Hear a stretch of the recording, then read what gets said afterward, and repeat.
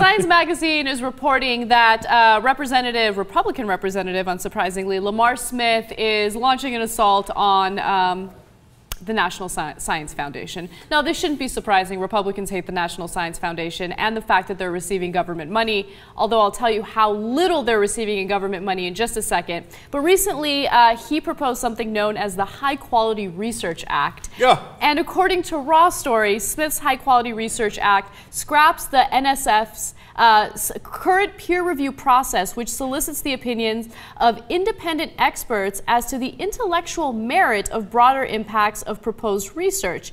Instead, a new set of non-scientific standards for science funding are being proposed. That's awesome. Look, we talk about the Republicans' war on science. Here it is, in black and white. There's no question about it. Like National Science Foundation, goddamn science. The guy is on the committee on science and technology. Okay, that's his committee, and he hates science. Now, what Anna just read to you is much worse, though. Not only do I not want to fund real science, I'd like to fund things that aren't real science and confuse you. And gee, I wonder why they might want to do that. Could it be to help their donors from the energy industry who don't believe in the science of climate change? And how would they be able to take advantage of that? Could the Koch brothers, who apparently can't buy enough scientists, and that's a great credit to the scientists of the world, think, well, if I can't buy a scientist, maybe I could buy a guy in a lab coat that he got from a Halloween store, and I can get Lamar Smith to say, it's not peer-reviewed, but we'll call it science. So let me jump in very quickly and just reread the very beginning of that graphic and how it just contradicts itself, right? Smith's High Quality Research Act scraps the NSF's current peer-reviewed process. No, but this is but that's Republican 101. The Clean Air Act, Clean Water Act, whatever. I mean, whenever they say clean or clear or quality anything, you know that you're about to get the exact opposite. Yes. Because they saw 1984 as not a warning sign, but a how-to manual. It's ridiculous. So just to give you quick bullet points about what his proposal would do, it scraps the NSF's current peer review process, which solicits the opinions. You guys already know all that. And it also replaces it with a new set of non-scientific standards for science funding. It will discount the importance of research duplication, an important part of the scientific process. Scientists cannot independently verify experimental results from other laboratories. So understand why that's so important. Because the Koch brothers, as an example, will buy off someone, right? And they'll say, okay, we're going to pay you $285,000 for a study. And the scientist is like, Jesus, man, that's like 20 times what I was getting before. And these are all exaggerations, but you get it, right? Yeah. But the problem is they can't get anybody else to verify that guy's results. So this then says, verify, schmerify. Hey, here we go. I got a guy, and he says, climate change, A, doesn't exist, and B, if it did exist, it would rock, right?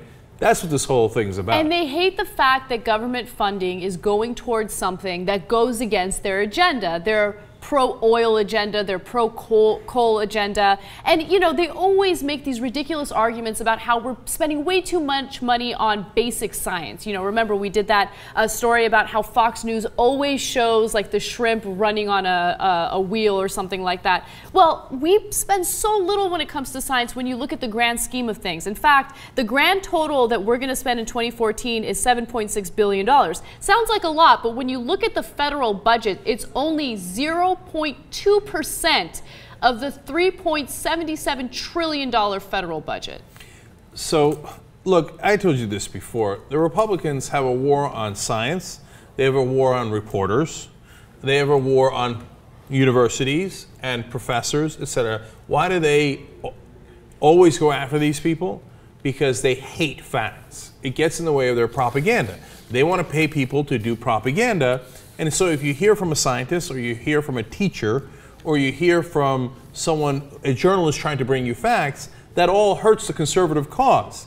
And the reality is it didn't have to be that way. It doesn't have to be a conservative liberal thing. It's just that conservatives have been duped into believing that they should serve the corporate interests.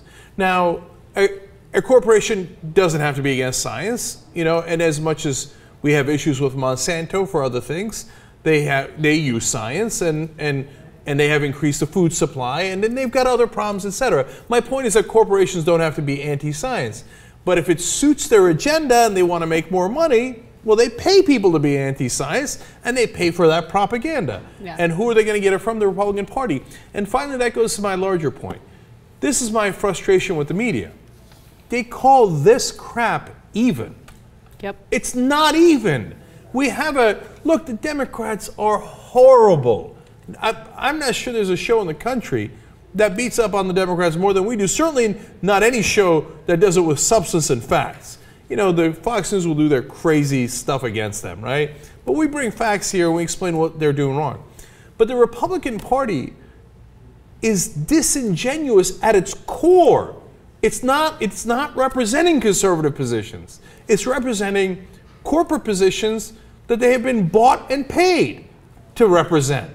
So when the Washington press corps is like, well, the Democrats say this and the Republicans say that, and so Lamar Smith would like to destroy science in the country, I'm sorry, is really concerned about the budget. So he'd like to reduce the National Science Foundation's budget because he's worried about it.